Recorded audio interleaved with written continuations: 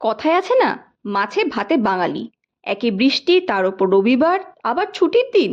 মাছ তো কিছু একটা বানাতেই হচ্ছে। বাজার থেকে ফ্রেশ কটা পাবদা নিয়ে এসেছিল। তাকে নুন হলুদ দিয়ে মাখিয়ে ছেড়ে দিলাম তেলে। ভালো করে তেলে উল্টে পাল্টে ভেজে নিয়ে আস্তে আস্তে তুলে রাখলাম। এরপর একটা মিক্সিং জারে কিছুটা সর্ষে, পোস্ত, কাঁচা লঙ্কা, নুন ভালো করে বেটে নিলাম।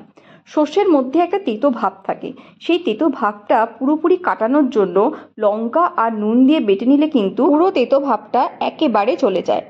এরপর ওই মাছ ভাজা তেলেই কতগুলো কালো জিরে দিয়ে তার মধ্যে দিয়ে দিলাম একটা টমেটো বাটা। ভালো করে নেড়েচেড়ে নিয়ে তার মধ্যে সর্ষে পোস্ত বাটাটা দিয়ে একে একে ছেড়ে দিলাম ভাজা মাছগুলো।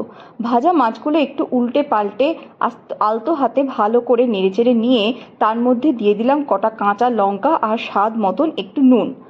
এরপর ওপর থেকে একটু কাঁচা সর্ষের তেল ছড়িয়ে দিলেই কিন্তু একদম রেডি পাবদা মাছের তেল ঝাল। রেসিপিটা কেমন লাগলো অবশ্যই কমেন্টে জানাবেন, আর ভিডিওটা ভালো লেগে থাকলে একটা লাইক করে দেবেন।